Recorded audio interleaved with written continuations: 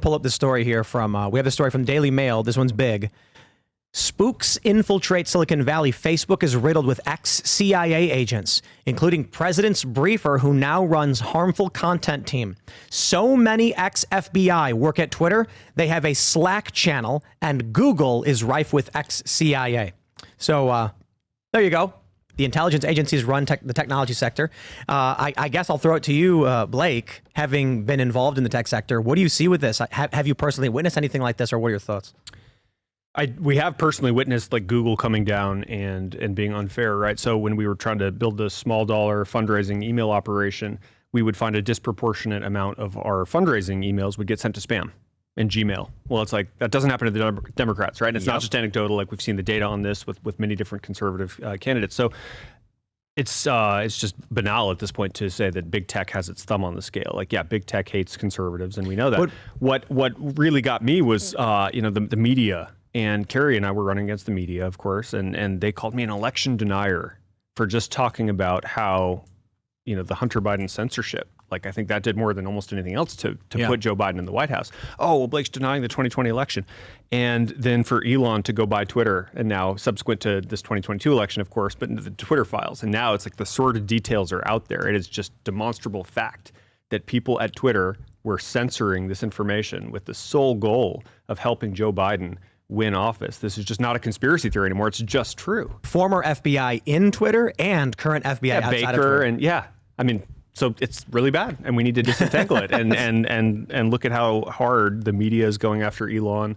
Elizabeth Warren is going after Elon, right? Deep state. To the extent this article by the Daily Mail is worth reading, because what you see is agent after agent after agent after agent after agent, and you see them named, and you see them in so many positions of power, but those are the ones that we know about. What about the ones that are undercover? What about the ones that we don't know about? What about the ones that are compromised at high-level positions of power? So there's multiple layers to this, not just overt agents and spies working inside of these big tech social media companies.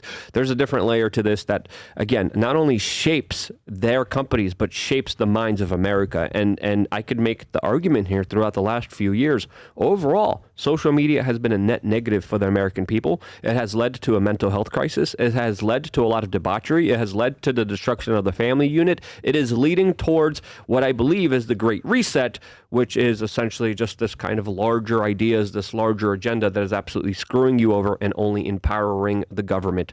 So they're using it. It's a psyop. It's a psychological operation, and you are the target, and you are the victim. If you could say social media is a net negative, and 50 out of 100 was neutral, anything below that becomes negative. How negative do you see it?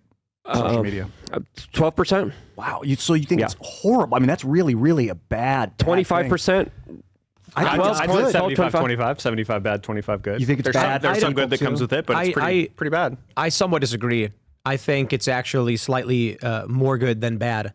And that's evidenced by, before social media, the intelligence agencies controlled media as it was. I mean, you saw that in the Church Commission, right? That the planting of journalists at high-ranking positions in media organizations. With the internet, it created cracks. And then channels like this start to pour through. Other creators, people like Steven Crowder, start to pour through. They can't control every person who posts, though they try. So there is a net positive, in my opinion. It is better than it was before. But overall, when we look at the larger effects, and again, my estimate, again, to answer your question, 12 to about 25%.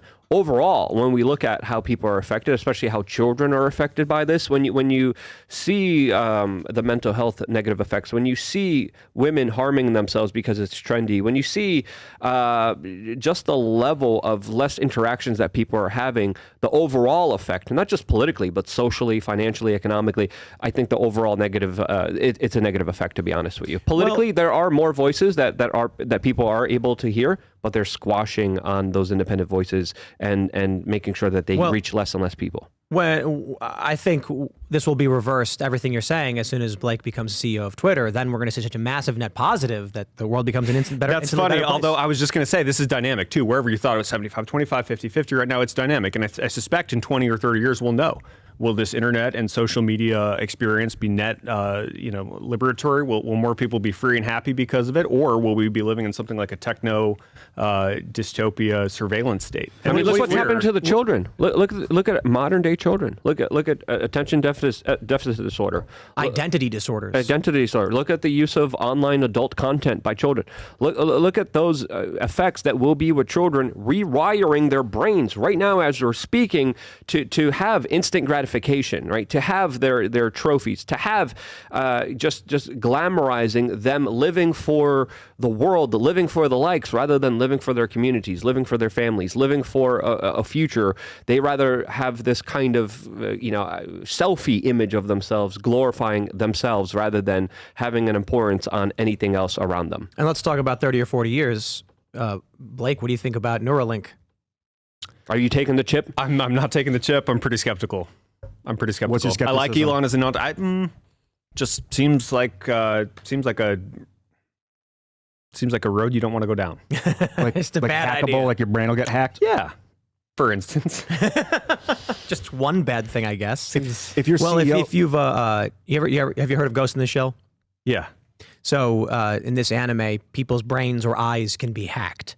You could be walking down the street and then all of a sudden you go blind. So when Elon Seems bad, right?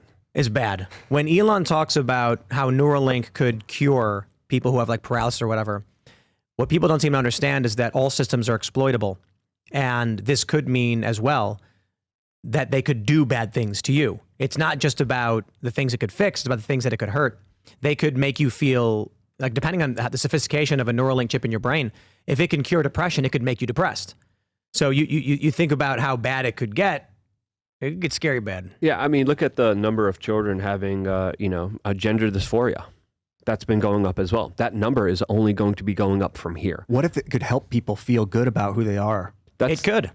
And it could do really horrifying things where they put you in a prison camp, tell you to execute the innocent children, and then you're like, I can't do it. Then they click a button on their iPad and you go, ooh, this feels really good. I think like social media is not bad or good, but it's powerful. And if it's used for evil, that's powerful evil. And the Neuralink's like an acceleration of that neutrality. Ian, you shouldn't be chasing what feels good. You right. should be chasing, hard work, dedication, building something, growing something, sacrificing something in order to have something outside of yourself. A lot of problems with our society comes down to, I need instant gratification, I need instant likes, I need instant attention right now. That's the root to a lot of our problems. But like some I people gotta are in give it- physical pain. And that's It the could help psychological trick that they play on us in order to have us engaged in these kind of larger Black Mirror devices. I gotta give a shout out to Andrew Tate.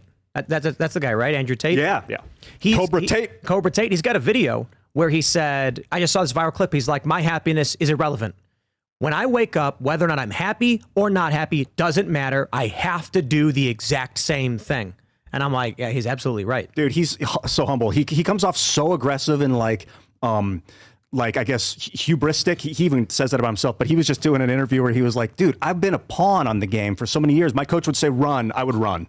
I would do exactly what I was told for years of my life. Up at 4 a.m., run 7 miles, I run 7 miles. I do exactly what my dad tells me. Now he's in a position where he can be himself and he is the king of his environment. Just to bring it back to the conversation we were having, his point is that your happiness doesn't matter. You have responsibilities. And so with the internet, instant gratification, with things like Neuralink that can make you feel better, these are shortcuts that ultimately, in my opinion, will actually lead to you being miserable. And so if you think about where Neuralink gets you, you've got right now like the fat acceptance movement, the body positivity stuff. These are people who are suffering. These are people who are more likely to experience cancer and other health defects or health impacts due to their weight, being told to accept it and be happy with who they are, but it's causing them damage in the long term. You put a Neuralink chip in someone's brain and then they're unhappy about something. So you click you click the button and then all of a sudden they're happy. They're not going to solve their problem. I'll put it this way. Pain is a good thing. If you can't feel pain, people think like, wow, it must be, there are people out there who can't experience pain. They can't. And so a lot of people say, you're so lucky. And they go, no, I'm not. I could bite my tongue off. I stepped on a nail once and didn't realize it. They can't, many of these people can't sweat because their body can't differentiate between temperature. Not being able to feel pain is a bad thing. We don't like pain. Pain sucks. But it's an important thing that when you feel it, you can correct whatever the problem being caused is. If you can't feel upset anymore because the chip is just correcting the problem, you're going to become lazy, You're going to have no goals. You're going to be laying around, and you're just going to be a fat blob lying on the floor, clicking the button to feel good. Thanks for watching this clip from the Timcast IRL podcast. Hang out with us live Monday through Friday at 8 p.m. and become a member over at timcast.com for uncensored, members-only shows exclusive. Thanks for hanging out, and we'll see you all next time.